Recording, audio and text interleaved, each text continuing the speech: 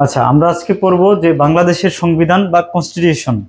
তো সেখানে আমরা শুরুতেই কথা বলেছিলাম যে সংবিধান মানে হলো একটি রাষ্ট্রের সর্বোচ্চ আইন অথবা মূলনীতি। সংবিধান মূলত দুই রকমের, একটি হলো লিখিত সংবিধান এবং আরেকটি অলিখিত সংবিধান। লিখিত সংবিধান বেশিরভাগ দেশেরই হয়ে থাকে বা এটা হওয়ার কথা, কিন্তু কিছু কিছু রাষ্ট্রের মধ্যে পাওয়া যায় অলিখিত সংবিধান, অর্থাৎ যাদের লিখিত কোনো সংবিধান নেই। সে চারটি দেশ আমরা পেয়েছি, একটি হলো নিউজিল্যান্ড, সৌদি আরব, ইউকে বা যুক্তরাজ্য এবং আরেকটি হলো ইসরায়েল। এই হলো চারটি দেশ। তার মধ্যে সৌদি আরবে আসলে আনুষ্ঠানিক কোনো সংবিধানই নেই, এটা অনেকের মতে যে সৌদি আরবে কি নাই, আনুষ্ঠানিক কোনো সংবিধান নাই। এবং পরিবর্তনের দিক থেকে সংবিধান দুই রকমের, পরিবর্তনের দিক থেকে সংবিধান দুই রকম সৌদি আরবে। আর পরিবর্তনের দিক থেকে সংবিধান কত রকমের? দুই রকমের। সংবিধান কত রকমের স্যার? দুই প্রকার স্যার। একটি হলো সুপরিবর্তনীয় সংবিধান, একটি সুপরিবর্তনীয় আর একটি দুষ্পরিবর্তনীয়। স্যার সুপরিবর্তনীয় আর আরেকটি কি? দুষ্পরিবর্তনীয়।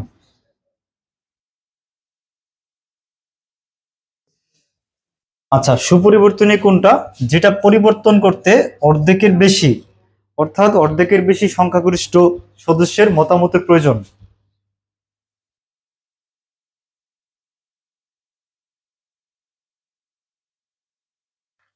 আর এটা হলো 2/3, অর্থাৎ 3/2 সদস্যের, সংসদ সদস্যের মতামতের বা সংখ্যাগরিষ্ঠের প্রয়োজন পড়ে। অর্থাৎ আমরা অনেকেই সংবিধানের মানে অনেক সময় দেখেছি যে সংসদের মধ্যে অধিবেশন বসে, তাই না? অধিবেশনের মধ্যে একটা প্রপোজাল আসে, সবাই ভোট দেয়, হা ভোট না ভোট এরকম দেয় না? তো কোনো সংবিধান যদি পরিবর্তন করতে চায়, সেই ক্ষেত্রে সুপরিবর্তনীয় যাদের সংবিধান, তাদের অর্ধেকের বেশি, মানে যারা থাকবে সদস্য তাদের অর্ধেকের বেশি হলেই এটা পাস হয়ে যাবে। আর দুষ্পরিবর্তনীয় ক্ষেত্রে মানে 2/3 সদস্যের ভোট লাগবে বা মতামত লাগবে। তো সেই ক্ষেত্রে আমাদের বাংলাদেশের সংবিধানটা হলো দুষ্পরিবর্তনীয়। কি পরিবর্তনীয়? দুষ্পরিবর্তনীয়। অর্থাৎ বাংলাদেশের সংবিধান পরিবর্তন করতে হলে 2/3 ভোটের প্রয়োজন পড়বে। বুঝতে পারছেন? আচ্ছা, এখন বাংলাদেশের সংবিধানের যেই মূল বৈশিষ্ট্য বলা হয়, সেই মূল বৈশিষ্ট্য হলো 12টি। অর্থাৎ এখন লিখবা যে বাংলাদেশের সংবিধানের মূল বৈশিষ্ট্য কয়টি? 12টি। সেই 12টি মূল বৈশিষ্ট্যের দুইটি অন্যতম বৈশিষ্ট্য হলো বাংলাদেশের সংবিধান লিখিত এবং দুষ্পরিবর্তনীয়। 12টি মূল বৈশিষ্ট্যের মূল বা বেসিক ক্যারেক্টারিস্টিক্সের, 12টি মূল বৈশিষ্ট্যের অন্যতম দুইটি বৈশিষ্ট্য হলো যে বাংলাদেশের সংবিধান লিখিত এবং দুষ্পরিবর্তনীয়। কারণ বাংলাদেশ সংবিধান পরিবর্তন করতে হলে 2/3 সদস্যের ভোটের প্রয়োজন বা মতামতের প্রয়োজন। বুঝছেন স্যার? ওই লেখেন নাই তো? বাংলাদেশের 12টি মূল বৈশিষ্ট্য রয়েছে সংবিধানের, সংবিধানের বৈশিষ্ট্য রয়েছে। মূল দুইটার মধ্যে একটা হলো আপনি পারেন, এই যে একটা হলো লিখিত এবং দুষ্পরিবর্তনীয়। তার মানে হলো বাংলাদেশের সংবিধান লিখিত এবং দুষ্পরিবর্তনীয়। মূল দুইটি বৈশিষ্ট্য, একটা হলো লিখিত এবং আরেকটি কি? দুষ্পরিবর্তনীয়। Sir confusion? এটা আমাদের এডমিশন টেস্ট আমরা দিয়েছি বিদায় না বা দিব বিদায় না, আমাদের মানুষ হিসেবে জানা উচিত, নাগরিক হিসেবে। বুঝছেন আমাদের বেসিক রাইটস গুলো কি কি বা আমরা কি করতে পারবো না পারবো, সংবিধান আমাদেরকে সেটা দিয়ে দিয়েছে। আচ্ছা, তারপরে দেখেন দুইটা, এরপরে আপনারা কি লিখবেন জানেন? যে পৃথিবীর সবচেয়ে বড় সংবিধান ভারতের এবং সবচেয়ে ছোট সংবিধান হলো যুক্তরাষ্ট্রের অথবা ভুটানের, মানে দুইটা দেশেরই সবচেয়ে ছোট। এই কথাটা বুঝছেন? ও হ্যাঁ,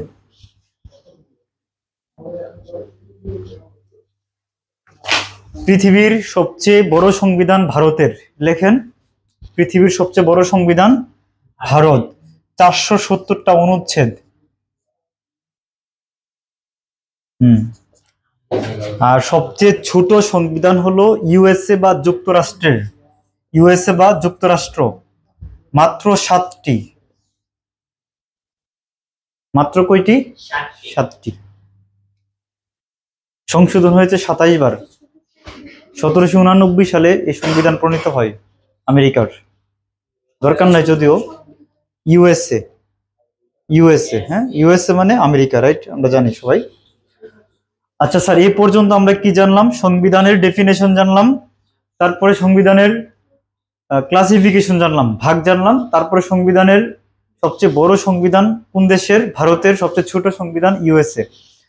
এখন আমরা একটু যাব হলো বাংলাদেশের সংবিধান প্রণয়নের ইতিহাস। বাংলাদেশের সংবিধান প্রণয়নের ইতিহাস।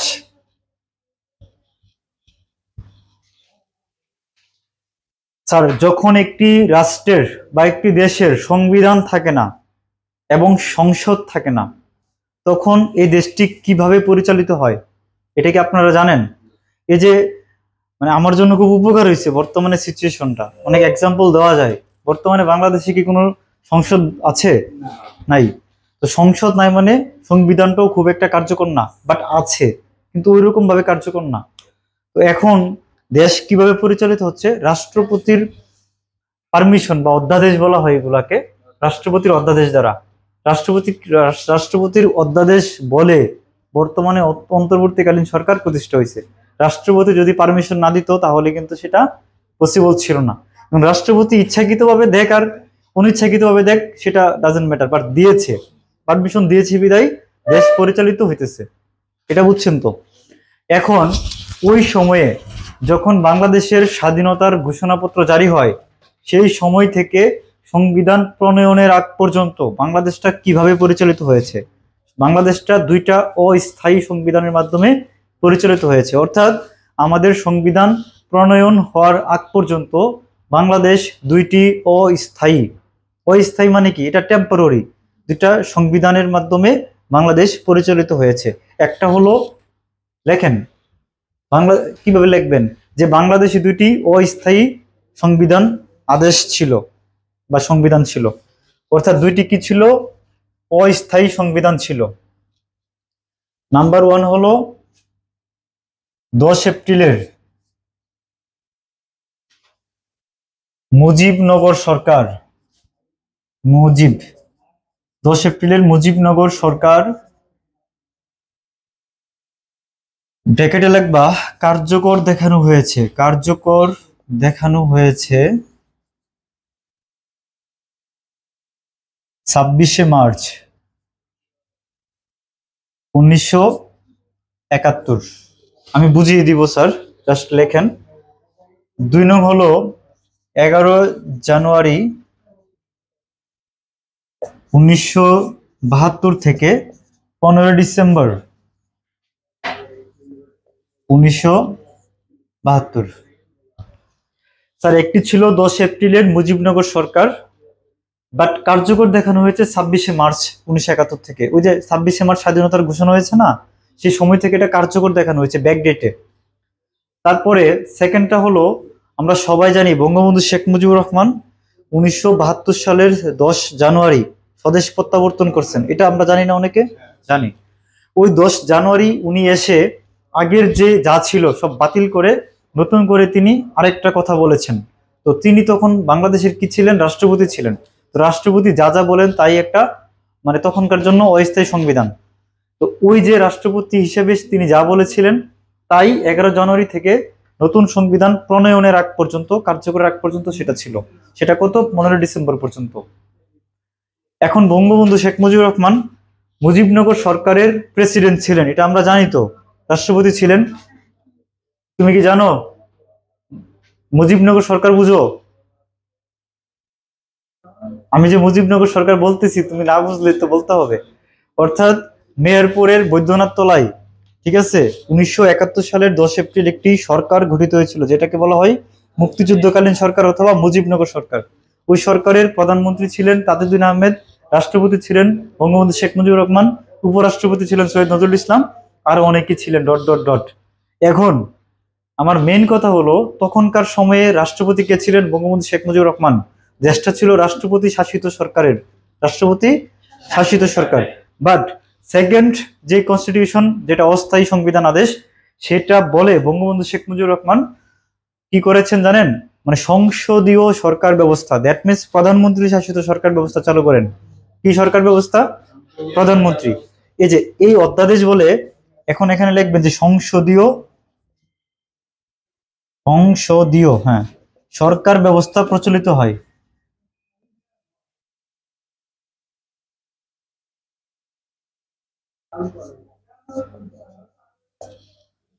স্যার সংসদীয় সরকার ব্যবস্থা প্রচলিত হয়, এতটুকু বুঝছেন স্যার?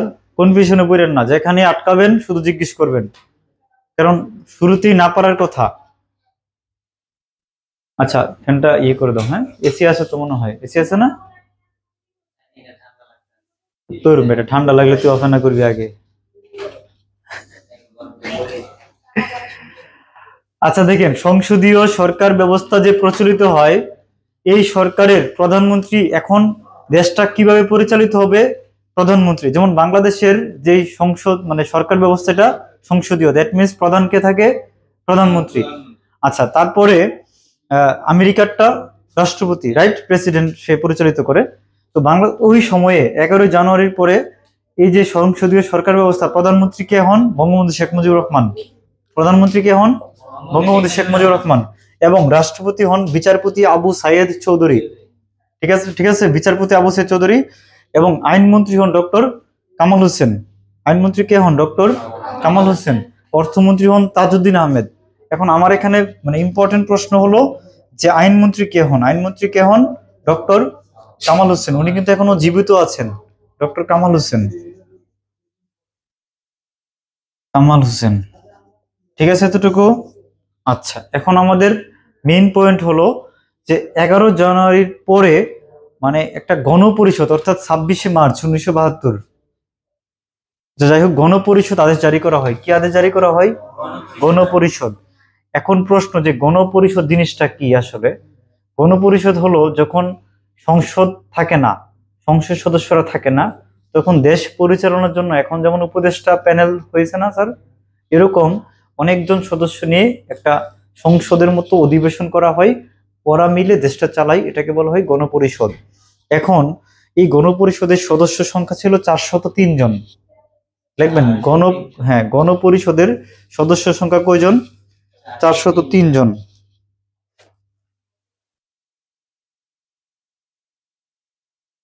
লেখো, গণপরিষদের সদস্য সংখ্যা 403।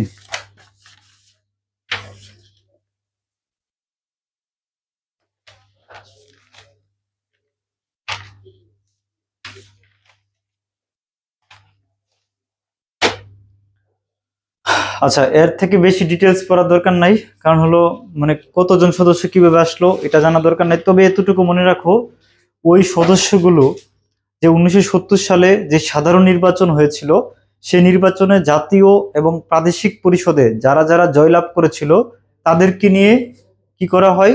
তাদেরকে নিয়ে ওই 403 জন বানানো হয়, বুঝতে পারছেন? তো ওই ওই 403 জন, এই গণপরিষদ আদেশ যখন চালু হয় তখন থেকে সংবিধান প্রণয়নের কাজটা শুরু হয়, বুঝতে পারছেন? মানে সংবিধান বানানোর কাজ শুরু হয় আর কি মূলত। তোমাদের কি গরম লাগতেছে? তাহলে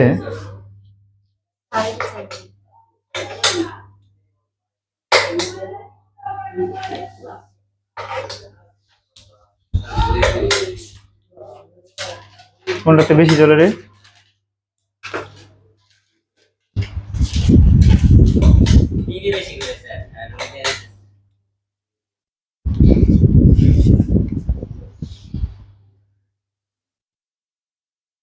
এই অ্যাঙ্গেলে খাড়া করে দিই।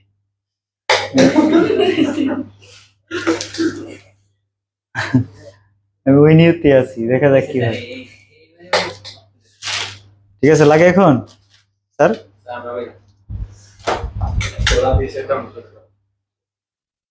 আই থিঙ্ক এখন লাগার কথা, লাগে না? আচ্ছা স্যার দেখেন, এতটুকু মোটামুটি তো। 11 এপ্রিল 1972, একটু জাস্ট তারিখগুলো দিবেন। 11 এপ্রিল 1972।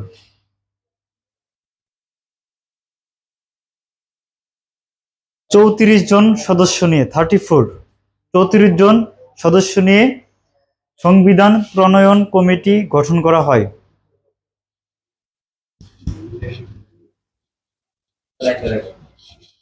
আমি লিখে দিচ্ছি, 34 জন সদস্য নিয়ে সংবিধান প্রণয়ন কমিটি গঠিত হয়।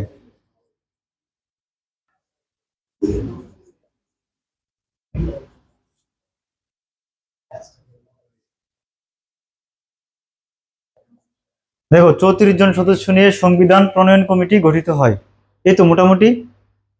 আচ্ছা, এখন এই 34 জন সদস্যের মধ্যে প্রধান হলো ডক্টর কামাল হোসেন, ওই যে আইনমন্ত্রী ছিল ডক্টর কামাল হোসেন, এই কমিটির প্রধান।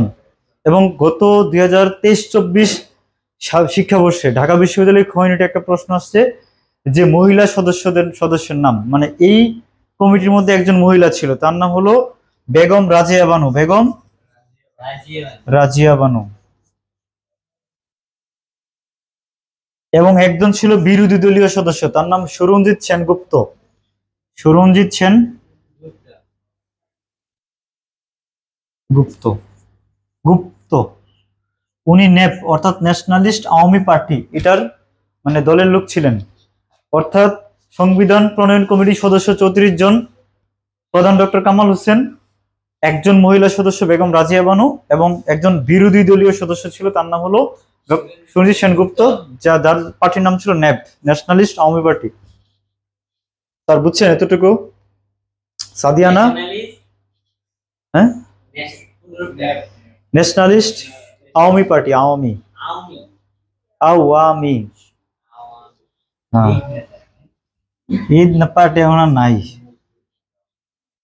পরে মুজাফর টুজাফর অনেকে, এগুলো এখন আর নাই, বাদ, এই পার্টি বাদ। আচ্ছা স্যার, এখন দেখছেন এই এই এই যে কমিটি, এই কমিটি অনেক কাজ করছে, প্রায় মানে ঘন্টার পর ঘন্টা কাজ করে দুইটা দেশ ভ্রমণ করছে, একটা হলো ভারত এবং আরেকটা ইংল্যান্ড। দুইটা দেশ কি করছে? ভ্রমণ করছে সংবিধান মানে প্রণয়ন করার জন্য, এবং 4 জন ব্যক্তির সহযোগিতা নিয়েছে। কার? 4 জন। এর মধ্যে একজন হলো জন গাথরি। জন, এই যে জন। আচ্ছা, একজন হলো ডক্টর আনিসুজ্জামান।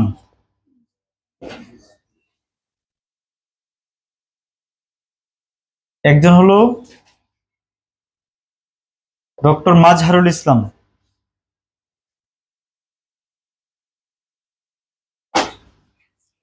আর 4 নম্বর একজন হলো সৈয়দ আলী আহসান। সৈয়দ আলী আহসান।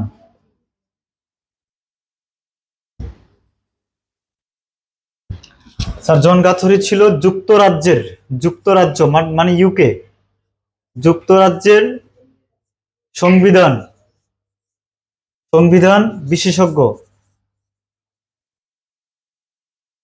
ডক্টর আনিসুজ্জামান ছিল, স্যার বুঝতেছেন না, ডক্টর আনিসুজ্জামান ছিল যে মানে বাংলাদেশের উনি ভাষা বিজ্ঞানী, এবং উনি হলো তোমাদের ওই যে আমাদের সংবিধানটাকে বাংলায় অনুবাদ করছেন। অর্থাৎ ডক্টর আনিসুজ্জামান হলো সংবিধানের বাংলা অনুবাদকারী। বাংলা অনুবাদক। হ্যাঁ।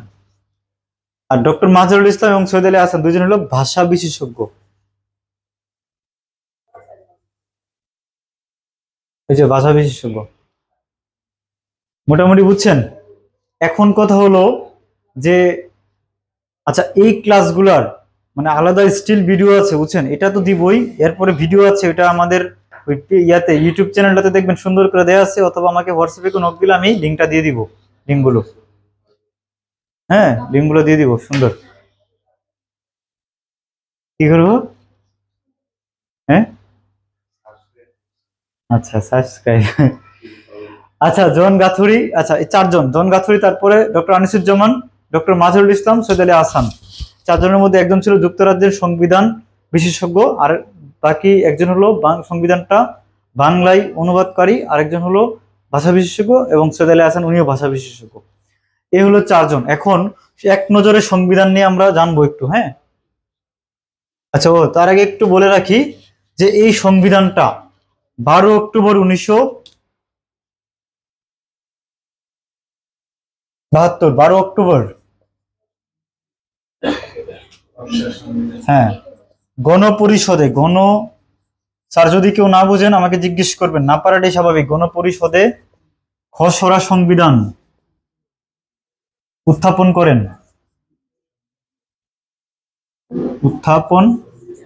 করেন। অর্থাৎ ওরা যাই লেখে টেকে রাফ যেটাকে আমরা বলি, ওইটা কি করছেন, গণপরিষদে পেশ করছেন। তারপরে 4 নভেম্বর 1972, 4 নভেম্বর 1972 এই সংবিধানটি গণপরিষদে গৃহীত হয়। সংবিধান গণপরিষদে গৃহীত হয়, এজন্য 4 নভেম্বরকে সংবিধান দিবস বলা হয়। 4 নভেম্বর কি দিবস? সংবিধান দিবস। অনেকবার এই প্রশ্নটা পরীক্ষায় আসছে, 4 নভেম্বর সংবিধান দিবস। অথবা প্রশ্ন আসে কত তারিখে সংবিধান গণপরিষদে গৃহীত হয়, কত তারিখে? 4 নভেম্বর। আচ্ছা, গুড। এখন 14 নভেম্বর, না নভেম্বর দরকার নাই, 14 ডিসেম্বর স্যার, 14 ডিসেম্বর 1972 সংবিধান স্পিকার কর্তৃক অথেন্টিকেটেড অথবা প্রমাণীকৃত হয় বা অনুমোদিত হয়। স্পিকার কর্তৃক অনুমোদিত পায়। স্পিকার এটাকে পারমিশন দিয়েছে, সাইন দিয়েছে আর কি। 14 ডিসেম্বর স্যার, 4 নভেম্বর সংবিধান গণপরিষদে গৃহীত হয়।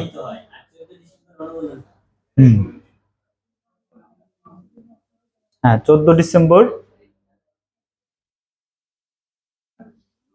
স্যার এই যে দেখেন 0140 355 355 355 3551। স্যার যদি কোনো কারণে চ্যানেল খুঁজে না পাই, হোয়াটসঅ্যাপে নোট দিবেন। এগুলোর ভিডিওগুলো আলাদা স্টিল করা আছে একদম আপনাদের। হ্যাঁ, প্রথম সিটের তো গুড, বুদ্ধিমান ছেলে। হ্যাঁ স্যার দেখেন, তারপরে 14 ডিসেম্বর 1972 এই তারিখে কি হয়েছে, সংবিধান স্পিকার কর্তৃক অনুমোদিত পায়। তারপরে দেখবেন 16 ডিসেম্বর 1972 সংবিধান আনুষ্ঠানিকভাবে কার্যকর হয়। সংবিধান আনুষ্ঠানিকভাবে কার্যকর হয় আর কি, কার্যকর। অর্থাৎ স্যার আপনি এই পর্যন্ত কি বুঝলেন?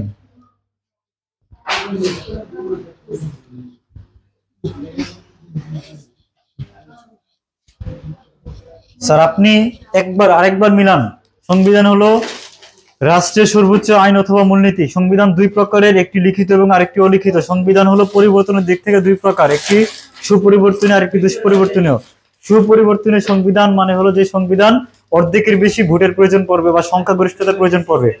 আরেকটা হলো 2/3 সদস্যের ভোটের প্রয়োজন পড়বে। তারপরে বাংলাদেশের সংবিধানের মূল বৈশিষ্ট্য হলো 12টি। সেই 12টি মূল বৈশিষ্ট্যের দুইটি হলো একটি লিখিত এবং আরেকটি দুষ্পরিবর্তনীয়, তাই তো? বাংলাদেশের সংবিধানটা মোটামুটি পরে আরো ডিটেলসে কথা বলবো, কিন্তু পৃথিবীর সবচেয়ে বড় সংবিধান হলো ভারতের 470টা অনুচ্ছেদ এবং সবচেয়ে ছোট হলো ইউএস এর মাত্র 7টি অনুচ্ছেদ। এখন বাংলাদেশ 11 এপ্রিল একটি গণপরিষদ সংবিধান প্রণয়ন কমিটি গঠন করে দেয়। সেই সংবিধান প্রণয়ন কমিটি কি করে, 34 জন সদস্য ছিল। একজন হলো ডক্টর কামাল হোসেন প্রধান, তারপরে বেগম রাজিয়া বানু, তারপরে সুরজিৎ সেনগুপ্ত। এই তো এই সংবিধান প্রণয়ন কমিটি তারা কি করেছে, তারা 12 অক্টোবর 1972 সালে গণপরিষদে সংবিধানের খসড়াটা উত্থাপন করে। তারপরে 4 নভেম্বর এটি সংবিধানে গৃহীত হয়। তারপরে 14 ডিসেম্বর 1972 সালে স্পিকার এই সংবিধানটাকে অনুমোদন দেয়। দেন 16 ডিসেম্বর এটি আনুষ্ঠানিকভাবে কার্যকর হয়। এখন এই সংবিধান কার্যকর হওয়ার পরে ওই যে দ্বিতীয় 2 নম্বরের অস্থায়ী সংবিধান আদেশ, এটা বাতিল বলে বিবেচিত হয়। বুঝতে পারছেন? এই পর্যন্ত যা যা বলছি এই হলো, এই পর্যন্ত কেউ বুঝছেন? কোনো সমস্যা আছে?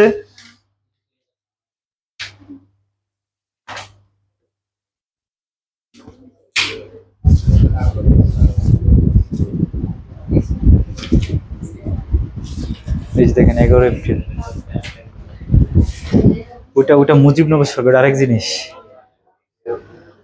আচ্ছা স্যার, এই পর্যন্ত ক্লিয়ার? এখন লিখবেন এক নজরে বাংলাদেশের সংবিধান। এক নজরে বাংলাদেশের সংবিধান, এট এ গ্লান্স। হ্যাঁ, অর্থাৎ বাংলাদেশের সংবিধানের অনুচ্ছেদ সংখ্যা কয়টি স্যার?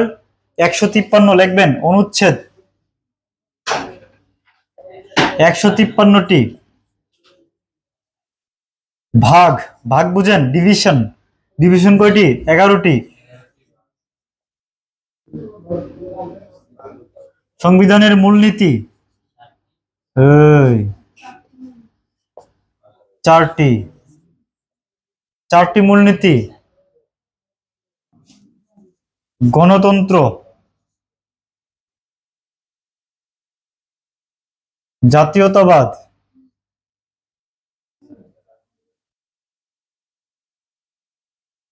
সমাজতন্ত্র,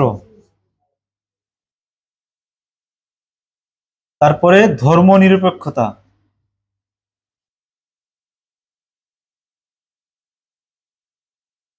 আগে জাতীয়তাবাদ, দেন গণতন্ত্র, বুঝছো?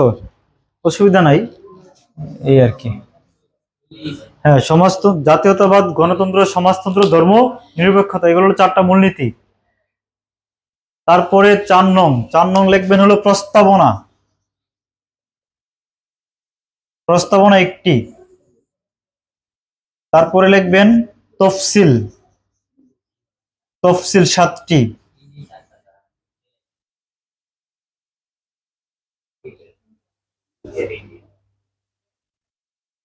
তারপর লিখবেন ওই যে আগে লিখছিলেন মূল বৈশিষ্ট্য, অর্থাৎ বৈশিষ্ট্য কয়টি? মানে বৈশিষ্ট্য হলো 12টি, বৈশিষ্ট্য 12টি।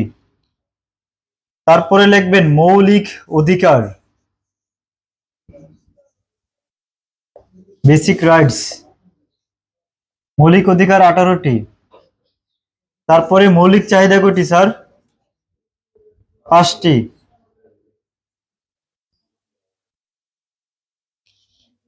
অনুচ্ছেদ 153 ভাগ হলো 11টি, মূলনীতি 4টি, প্রস্তাবনা 1টি, তফসিল 7টি, বৈশিষ্ট্য 12টা, মৌলিক অধিকার 18টি, মৌলিক চাহিদা 5টি। আচ্ছা, তারপরে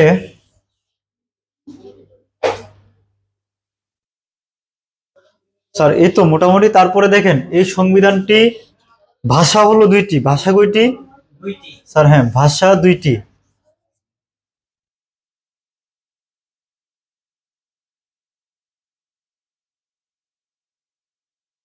তারপরে সংবিধানের হস্তলেখক।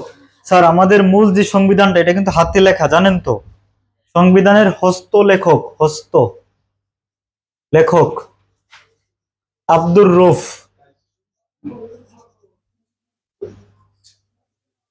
আব্দুর রউফ ডিজাইনার। স্যার অনেক সময় দেখেন না আমরা খাতার উপর দিয়ে ফুল আঁকি, একটু সুন্দর করে ডিজাইন করি, আলপনা। হ্যাঁ, তো এই আলপনা বা ডিজাইনার, ডিজাইনার অর্থাৎ সংবিধানের ডিজাইনার কামরুল হাসান, না সরি স্যার, জয়নুল আবেদিন।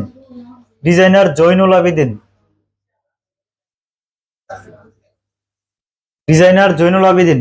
এবং সহকারী ডিজাইনার, সহকারী ডিজাইনার হাশেম খান।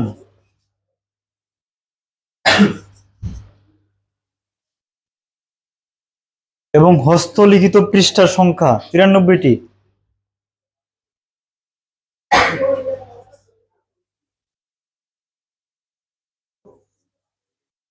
93টি। তারপরে মানে স্বাক্ষর সহ পৃষ্ঠার সংখ্যা, স্বাক্ষর সহ মানে শেষে আবার যারা যারা সদস্য ছিল সবাই সাইন করছেন, তো ওই স্বাক্ষর সহ পৃষ্ঠা 108টি। হ্যাঁ, আর ভাষা যে 2টি, একটি হলো বাংলা এবং ইংরেজি, বাংলা ও ইংরেজি। তবে অর্থের ক্ষেত্রে যদি পেশ লাগে তাহলে বাংলা প্রাধান্য পাবে। ঠিক আছে, ধরো একটা অর্থ তুমি বুঝতেছো না, সেক্ষেত্রে বাংলা একটা মিনিং দিচ্ছে, ইংরেজি আর একটা মিনিং দিচ্ছে, সেক্ষেত্রে বাংলাটা প্রাধান্য পাবে। স্যার এই পর্যন্ত বুঝেন নাই কে?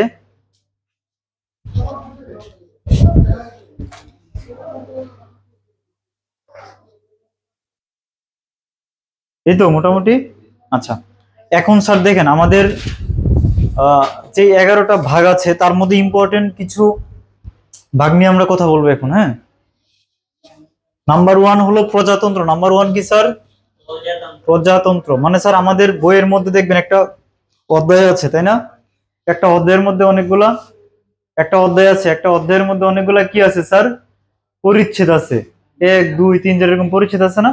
তো এরকম ভাগ আছে কয়টা? 11টা। সেই ভাগগুলোর মধ্যে অনেকগুলা আবার পরিচ্ছেদ আছে। এরকম করে করে সেগুলাকে বলা হয় অনুচ্ছেদ, বুঝছেন? সেই অনুচ্ছেদ আছে 153টা এরকম টোটাল। তো ফার্স্ট ভাগের নাম কি স্যার? প্রজাতন্ত্র। ফার্স্ট ভাগ হলো প্রজাতন্ত্র। প্রজাতন্ত্র, সে প্রজাতন্ত্রটা শুরু হয়েছে 1 থেকে 7 খ পর্যন্ত, বুঝছেন?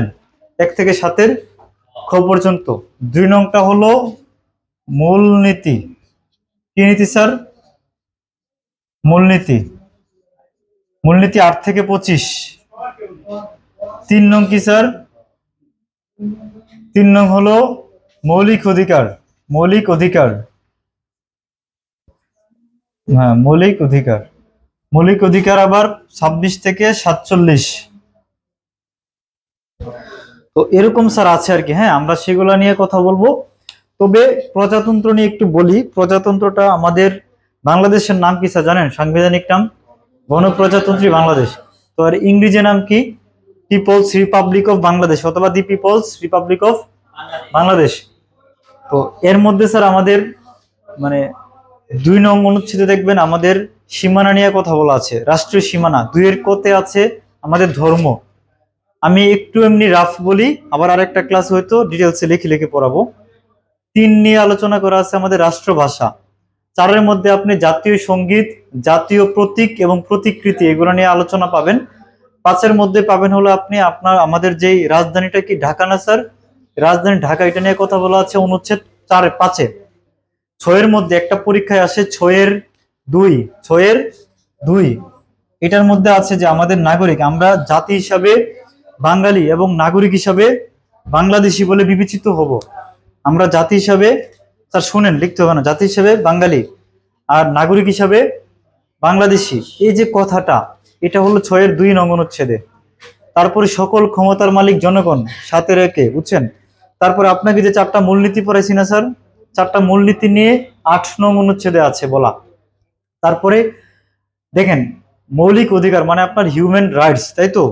এর আগে দেখবেন আপনি 17 নং অনুচ্ছেদ, এটার মধ্যে আছে কি? বাধ্যতামূলক প্রাথমিক শিক্ষা মানে শিক্ষা নিয়ে কথা বলা আছে। 18 ক জীব বৈচিত্র্য ও পরিবেশ সংরক্ষণের কথা বলা আছে। তারপরে 19 নং সুযোগের সমতা, আমরা যে ইকুয়ালিটি চাই, সুযোগের সমতা। তারপরে 22 নং অনুচ্ছেদ, আগে নির্বাহী বিভাগ এবং বিচার বিভাগ একসাথে ছিল। তারপরে মাজদার হোসেন, রাষ্ট্র বনাম মাজদার হোসেন নামক একটা মামলা করেছিল 1995 সালে। সেই মামলার রায় দিয়েছিল 1997 সালে এবং সেই মামলার রায় অনুসারে 1 নভেম্বর 2007 সালে নির্বাহী বিভাগ থেকে বিচার বিভাগ পৃথকীকরণ করা হয়। তো এটা ছিল আমাদের 22 নং অনুচ্ছেদ। তারপরে আপনি যখন যাবেন হলো 28 নং অনুচ্ছেদ, সেখানে গিয়ে দেখবেন ওই যে 28-এর 2-এ দেখবেন নারী পুরুষ সমান অধিকার। 28-এর 4-এ বিশেষ বিশেষ সম্প্রদায় বিশেষ বিশেষ ক্ষেত্রে বিশেষ সুবিধা পাবে, মানে ওই যে কোটা মোটা নিয়া কাহিনী ওইটার মধ্যে। তারপরে আপনি দেখবেন 27 নং অনুচ্ছেদ, এটা হলো চাকরি লাভের ক্ষেত্রে সুযোগের সমতা, ঠিক আছে? তারপরে আপনার 29 দেখবেন হলো ওই যে আইনের আশ্রয় লাভের ক্ষমতা। হ্যাঁ, তারপরে এইভাবে আপনি যখন যাবেন 36 37 38, 36 হলো চলাফেরার স্বাধীনতা, এই যে আপনি চলতে পারবেন, রাত 2টার দিকে ঘুরতে পারবেন, এই যে একটা ফ্রিডম, স্বাধীনতা। তারপরে 37 হলো সমাবেশের স্বাধীনতা। 38 সংগঠনের স্বাধীনতা, তুমি যে কোনো দল করতে পারবা, এটা হলো স্বাধীনতা। কোথায় আছে? 38 নং। 39 নং হলো বাক চিন্তা, বাক চিন্তা স্বাধীনতা। 39-এর 2 আছে হলো সংবাদপত্রের স্বাধীনতা। 40 নং আছে পেশা ও বৃত্তির স্বাধীনতা, অর্থাৎ কেউ ফুচকা বিক্রি করবে, কেউ চা বানাবে, যার যেটা ইচ্ছা। এটা কত নং অনুচ্ছেদে আছে? 40। 41 হলো ধর্মীয় স্বাধীনতা। 41 কি? ধর্মীয় স্বাধীনতা। 42 হলো সম্পত্তির অধিকার, অর্থাৎ তোমার সম্পত্তি তোমার, আমি নিতে পারবো না, এই যে একটা স্বাধীনতা অধিকার, এটা কততে? 40-এ, বুঝছেন? মানে 42-এ। তারপরে একটা আছে 44 নং অনুচ্ছেদ, এটা হলো মৌলিক অধিকার বলবৎকরণ বা প্রতিষ্ঠা করা। ধরো তোমার অধিকার আমি নিয়ে গেলাম, বলতে বললাম যে তুমি কি করতে পারবা না, সংগঠন করতে পারবা না, এটা তোমার অধিকার আমি হরণ করলাম। তুমি 102 নং অনুচ্ছেদের অনুসারে রিট করতে পারবা, হ্যাঁ, যে হাইকোর্টে যে আমার অধিকার সে নিয়ে গেছে ফেরত দেন এরকম। তারপরে এরকম ভাবে স্যার 48 নং হলো রাষ্ট্রপতি নিয়োগ। তারপরে 52 নং রাষ্ট্রপতির অভিশংসন, কিভাবে রাষ্ট্রপতিকে ভাগানো যাবে বাদ। তারপরে 56 নং প্রধানমন্ত্রী নিয়োগ, বুঝছেন, এইভাবে আপনি আগাতে থাকবেন। 65 নং সংবিধান, ঠিক আছে, 94, হ্যাঁ ইম্পর্টেন্ট গুলোই তো বলতেছি, যে 70 ফ্লোর ক্রসিং, তারপরে 81 অর্থবিল, 81 বাজেট যেটা, হ্যাঁ, তারপরে 93 সবচেয়ে ইম্পর্টেন্ট বর্তমানে রাষ্ট্রপতির অধ্যাদেশ প্রণয়ন ক্ষমতা। তো যাই হোক স্যার, অনেক কিছু আছে, আমরা আপাতত অত প্যারা নিব না। কমই তো দেখেন সংবিধান কতক্ষণ লাগছে, শেষ না? আরেকটু হয়তো যেগুলো ইম্পর্টেন্ট সেগুলো নিয়ে আমরা আরেকদিন কথা বলবো, মানে ইম্পর্টেন্ট অনুচ্ছেদ গুলো নিয়ে শুধু একদম ক্লাসে মুখস্থ করাই দেবো। কি আচ্ছা, যাই হোক, তো আমরা আজকে যা পড়াইছি আপনাদের এতটুকু পর্যন্ত কারো কোনো সমস্যা আছে কিনা বলেন, মানে এই পর্যন্ত। আর ওইটাও শুধুমাত্র আপনাদেরকে একটা ধারণা দিয়েছি যে খুব একটা আসলে কষ্ট করতে হবে না, মোটামুটি হয়ে যাবে আর কি এর মধ্যে। আর তোমরা ওই যে একটু প্রশ্নটা নিয়ে যাবা। স্যার বুঝছেন এতটুকু? এক্সপ্রেশন তো বলে না, এক্সপ্রেশন বলে না রে। তো যাই হোক, অসুবিধা নাই, একদিনে কি আর পারবেন বলেন? একদিনে যদি পাইরা ফেলতেন।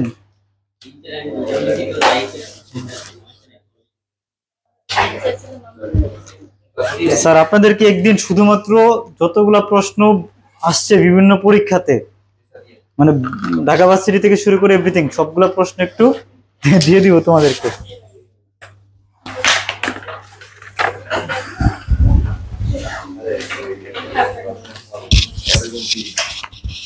রে